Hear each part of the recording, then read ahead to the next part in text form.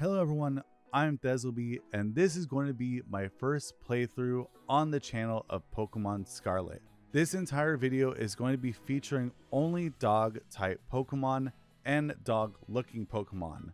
The keyword there is dog looking because yes, I will be using one evolution in this playthrough, and I don't want to have the comments down below arguing that Eevee is not a dog, because it technically is based upon a fox.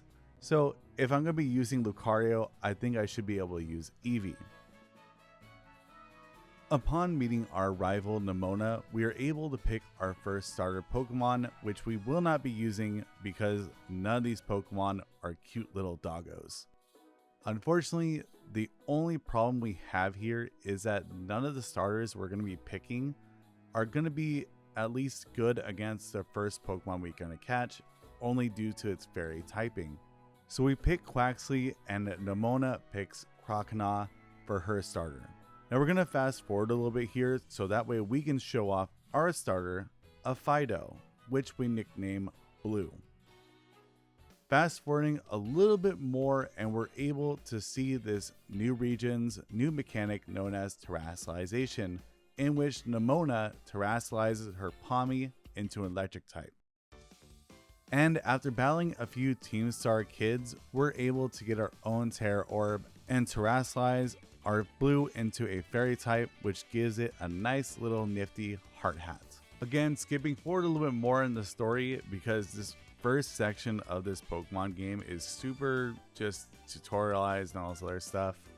We have a now open world being described as our cloister, and I can catch two new party members for our team. A Mastiff we named Astro and a Houndour we named Clifford.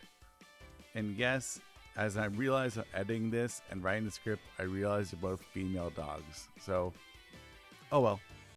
A lot of these gyms are going to have gym challenges, which I'll not go over, but I'll just mainly be going over the actual gym leader fights themselves. So after a quick round of Olive League, this gym leader's gym challenge, I'm able to face the first gym leader in our path, Katie. She uses bug types and packs a hard-hitting Teddiursa as her ace. She talks in quick smack and sends out a Nimble while I send out Houndour. And Ember one-shots the Nimble without any problem, and Katie sends out her second bug Pokemon, a Tarantula. Ember doesn't get the one-shot on this spider monstrosity, and Clifford takes a bug bite for about a third. The second Ember burns through Tarantula, leading to Katie's ace, Teddiursa. She terrestrializes her Teddiursa into a bug type, and I cannot terrestrialize Clifford into a Terra type because it's dark type. Dark type, of course, being very weak to bug type attacks. An Ember though from Clifford hits it just for under half, but we do get the burn. Not only for the extra dot damage, but also having Teddiursa's damage. A second Ember takes down Teddiursa and grants us the first gym badge in our journey. With the first badge in hand, we head a bit west of town to find two more additions to our team. A Rockruff named Balto, and a Riolu, of course, I'm going to name Anubis. Unfortunately though, Riolu is slightly out of her level cap, so we can't use it until we fight our next gym leader. Brassius is in the next city surrounded by way too many Sunflora. This artist is the gym leader of the grass type gym, and might I just say my theory that really this town is actually a cult surrounding their religion around Sunflora. Anyways, cults aside, Brassius leads the battle off with a Petalil. And yes, of course you guessed it, I send out the fiery good girl Clifford. A Fire Fang brings Petalil down into the red, but it retaliates with a Mega Drain. Another Ember does finish it off, and Brassius sends out Smoliv, who is small. Smoliv immediately gets eaten by a Fire Fang for the Oko though. Brassius' ace is a rock type Sudowoodo, and I attempt to counter the incoming rock throw by terrestrializing into a dark type. Brassius terrestrializes Sudowoodo into a true Duowoodo, which makes him now weak to my fire attacks, but it still keeps the stab damage of the original rock typing. 2 rock throws from Trudowoodo bring Clifford down, but Clifford is able to get off 2 Fire Fangs that bring down the false tree prophet into the yellow. Unfortunately, Blue doesn't have much luck either bringing down the Trudowoodo, and it begins to speed up using Trailblaze. Astro does come in though, and finally takes down Brassius' ace, winning us the grass badge. With the second badge in hand, I go catch our 6th party member, a Growlithe, and I name it... Oh, wait, did I do this again where I named another Pokemon we have another name already? And also, I named another female puppy after a male name? Well, it's fine for now because I'm not going to be really using Growlithe for a little bit, since I happened upon a Terra raid den with a graveyard in it.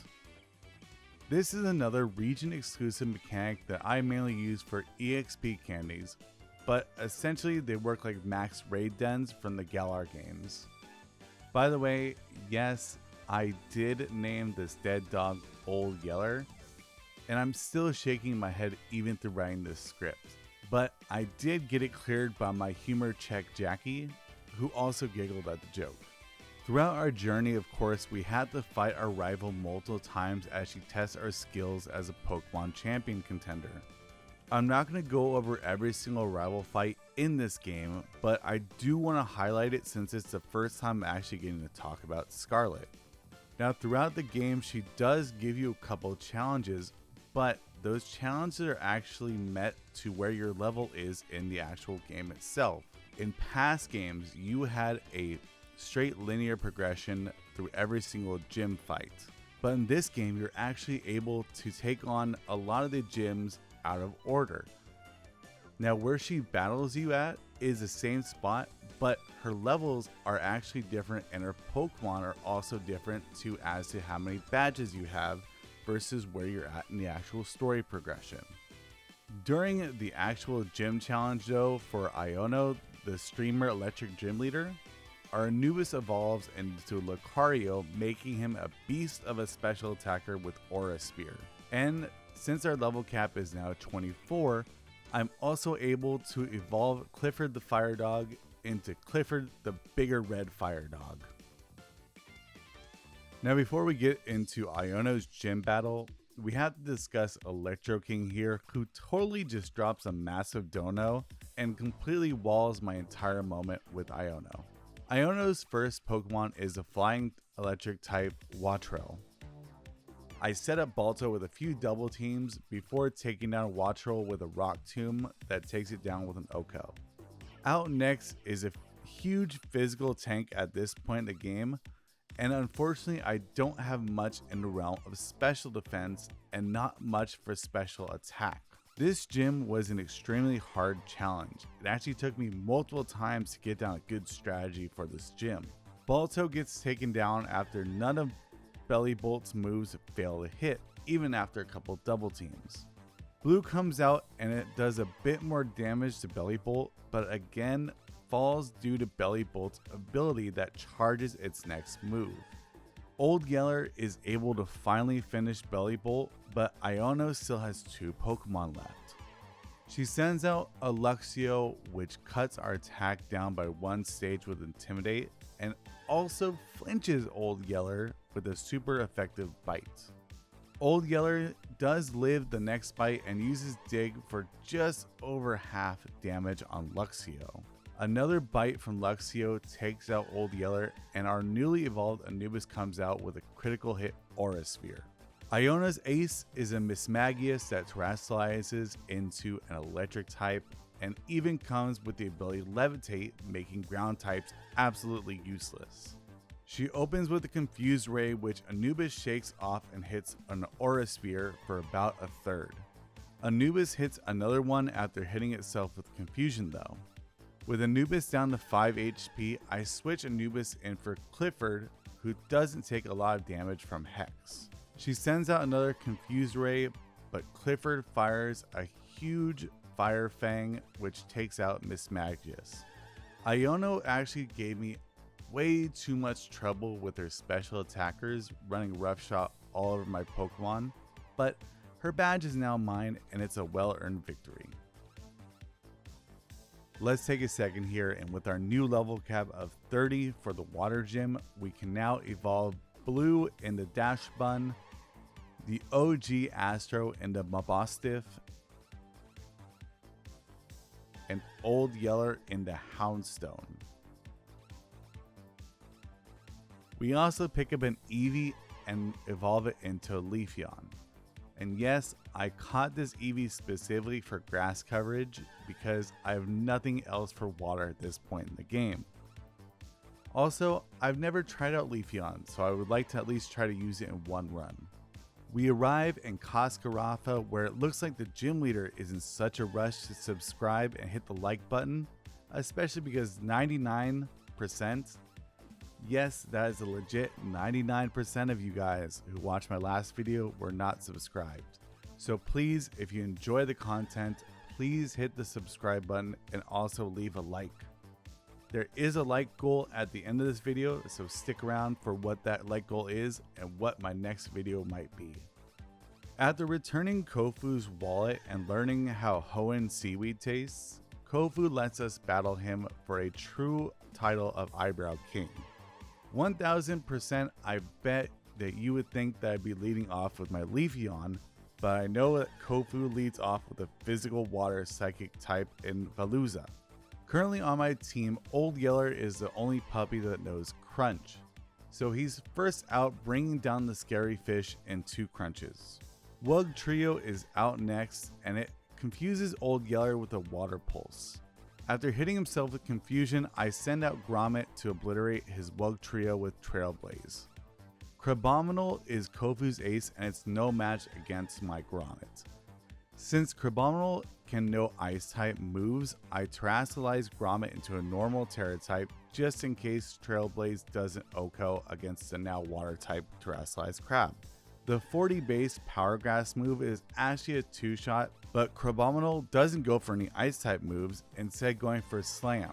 Another Trailblaze brings it down, and Kofu's eyebrow beard is now mine. And of course the water badge too. Immediately after Kofu's gym and a few levels later, I order dinner and end up in a gym leader battle with Larry, the normal gym leader. Larry opens up with a Kamala, and Balto takes it down with a rock slide and a bite. Unfortunately, Kamala's yawn puts Balto into a sleeping state. And yes, I had to avoid puts Balto to sleep here in the script. And then I send out Old Yeller and oh gosh, I just made a terrible connection here while writing the script. Dunsparce is now in for Larry, and we have an exchange that leaves Old Yeller in no shape to fight after Glare paralyzes him. I switch out for Anubis, which takes a super effective drill run when it switches in, though Anubis retaliates with a powerful Aura Sphere. Once Larry's ace comes out in the field though, the entire crowd begins cheering for Larry to beat me due to him being a regular here. This inspires the average man to terastallize his Staraptor into a glorious normal type. Thinking I was going to outspeed the normal bird, I attempted an Aura Sphere but get hit with the Aerial Ace instead. Astro is sent out to finish the fight, and I terastallize her into a Dark Terra type for some extra bonus damage. Since I know that Astro is actually a little bit slower, well, probably a lot slower than a Staraptor, I use its new move Comeuppance, which is pretty much like a counter. I begin breaking the bird down until I finally use a Crunch seals the deal and I'm able to get the 5th badge. And after Larry treats us to dinner, I'm finally able to meet the leader of the region's Elite Four, Gita. Nemona actually challenges here again in the storyline, and we're able to stomp all of her Pokemon right in front of Gita. The Ghost's gym leader Rhyme is next, and surprisingly her gym challenge and her actual battle is a double battle. Unfortunately for her, my entire team knows Crunch and Dark type moves. Clifford and Astro come up against Rhyme's Mimikyu and Banette. A light bit of game knowledge would have told me not to lead with my Dark type specialist though, because I forgot that Mimikyu is actually a secondary with Fairy typing, which means if it hits it's gonna hit for some hard damage. Clifford's Incinerate hits for good damage on Banette and is able to break Mimikyu's disguise. Astro's Crunch just barely doesn't do enough damage, leading to a nasty ice wind from Banette. Though the crowd is able to bring up our speed stat by cheering, and our speed stat returns back to normal. A Crunch and a Bite take down a Mimikyu and Banette, bringing out Toxtricity and Houndstone.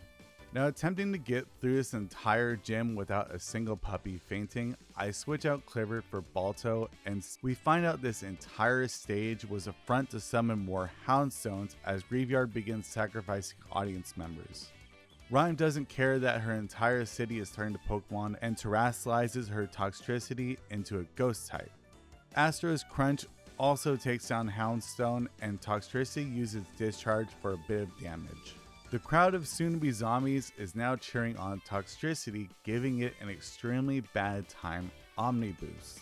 Balto hits a Crunch, but Toxtricity goes before Astro using Discharge, fainting Astro and leaving Balto with low HP. Old Yeller is up next to team up with Balto, and Balto gets taken out by a Hex that does more damage due to Balto being paralyzed. Though Old Yeller picks up the victory as a Crunch brings down Toxtricity. I don't really want to find out what being a VIP means in this town after all the sacrifices for the Omni Boost, but I get my 6th badge and get the hell out of Dodge. After another battle with Nemona and some strange emotional yelling dancing stuff in the gym challenge, I finally get to the most beautiful gym leader in Paldea, Tulip. And yes, as much as everyone simps for Rika for the Elite Four, this truly is the lady everyone should be simping over.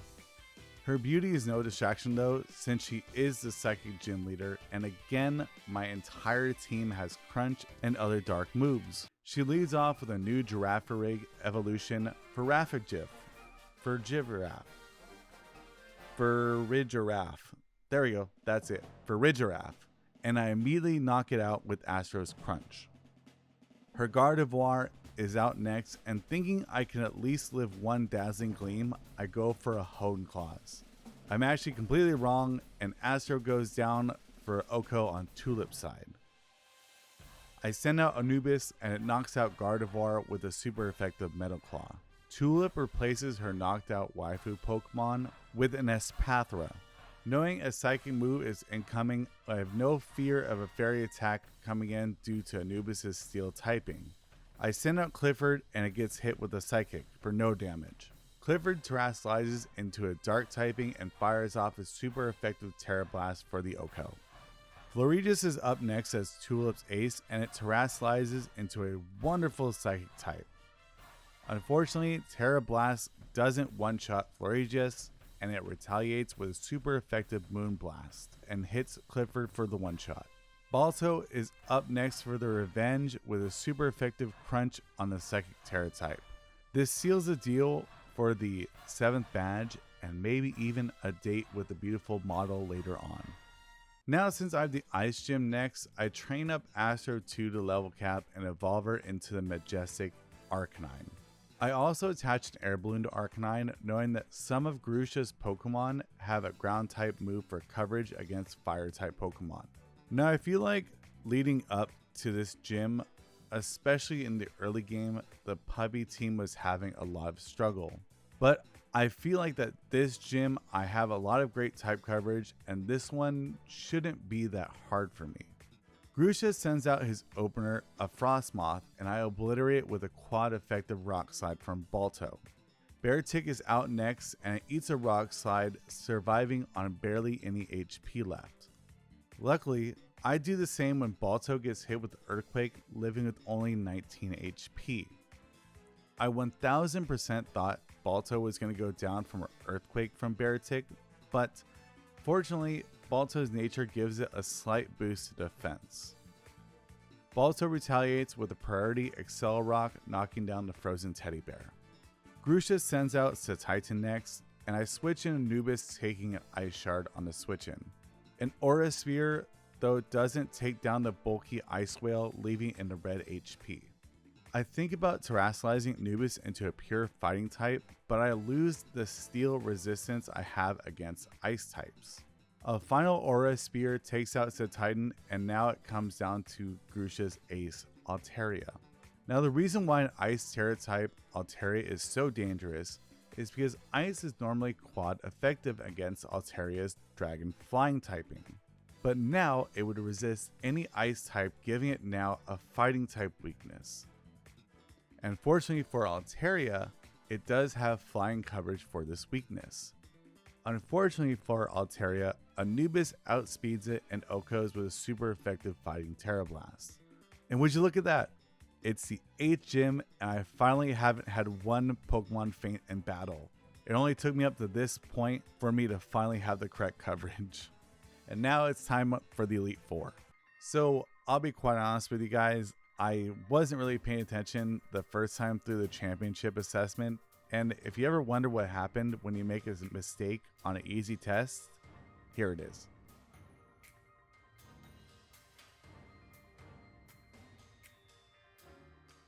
Anyways, with that behind us, Rika Teak is up first, as her specialty is ground types.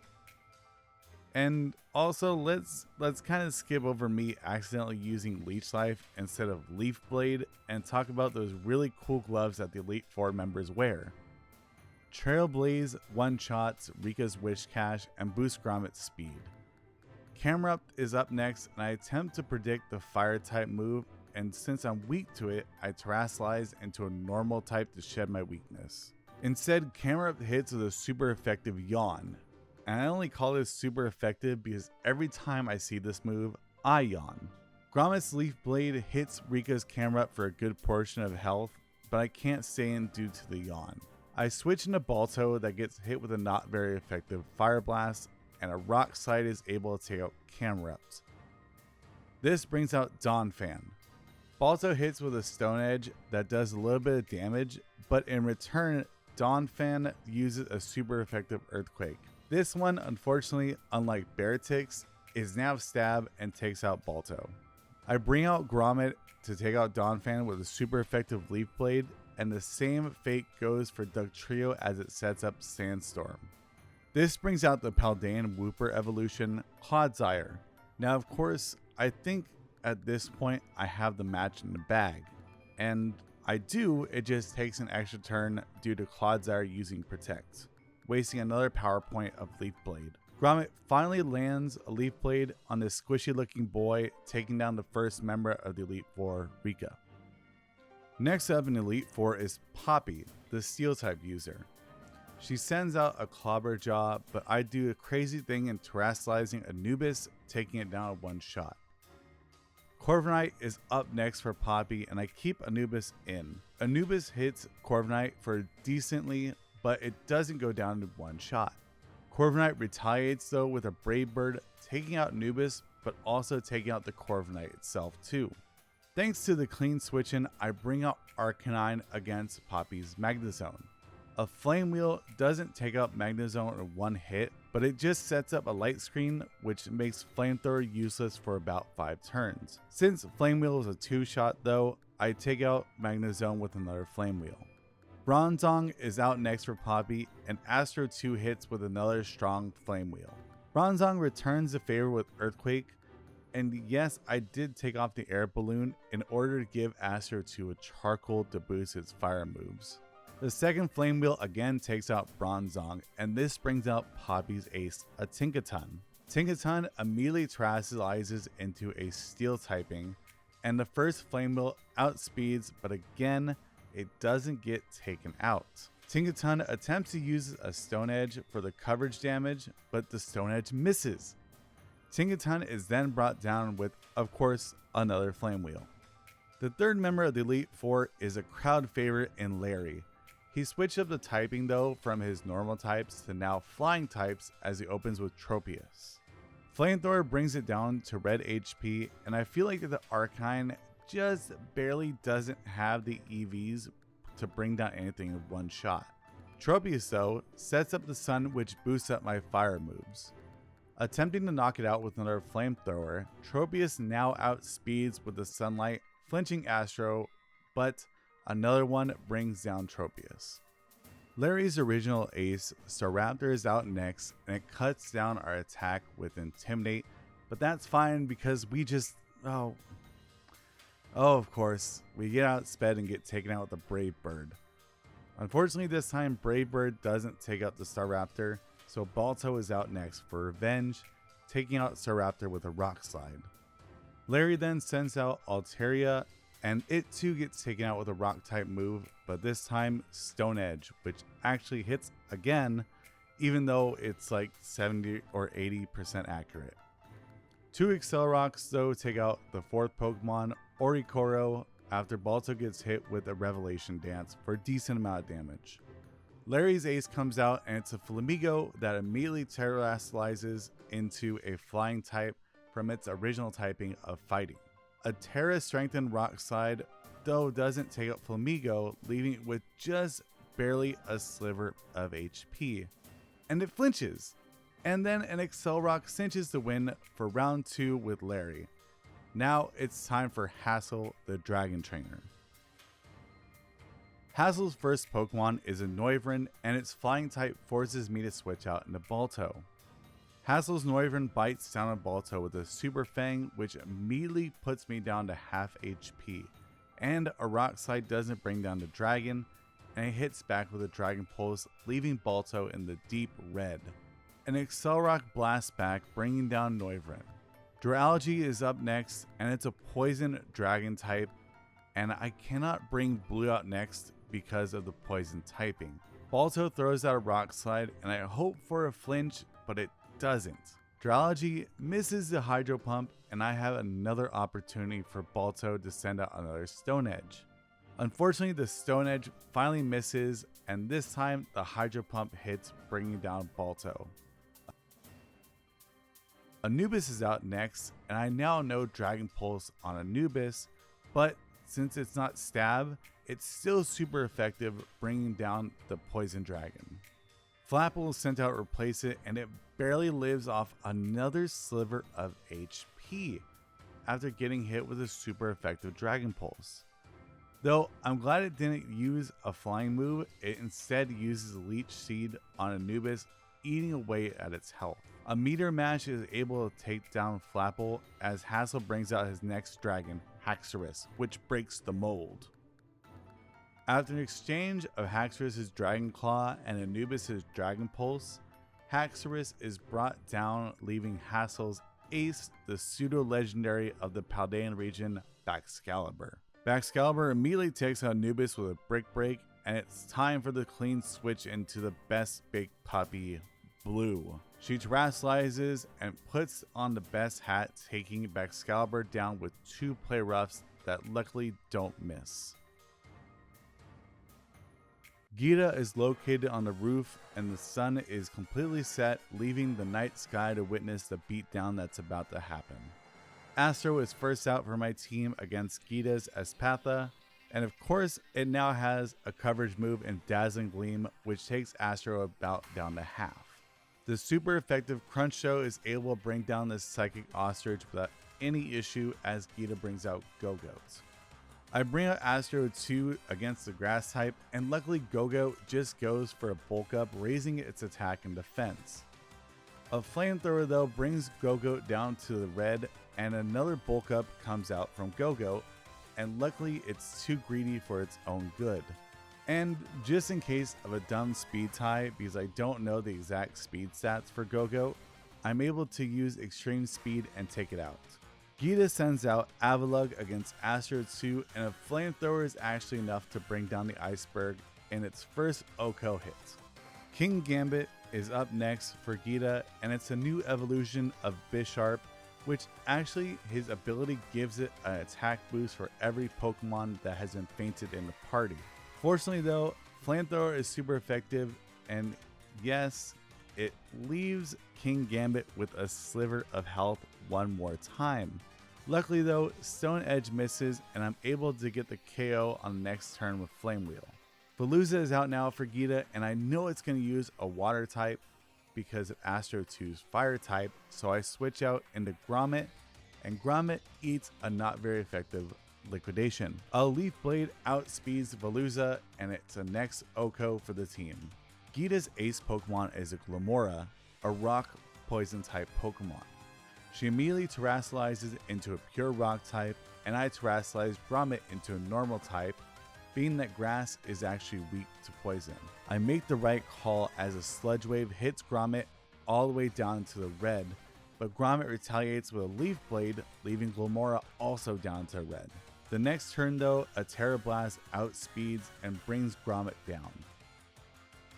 Anubis is out though now for the puppy team, and it takes a super effective earth power, but Aura Sphere returns a favor and brings Glimmora down with no problem. And with that, the team of doggos has brought down the Elite Four and the champion, and I've now attained the champion ranking. I'd like to thank everyone for watching this video and making it this far. And if this video gets 40 likes, I'll do another playthrough of Scarlet, but this time with only the cat Pokemon. I might also want to release an epilogue for this video with all of the post-game matches and rematches of the gym leaders, but that might come out in another couple of videos. Thank you everyone for watching, and I'll see you guys next time. Bye everybody.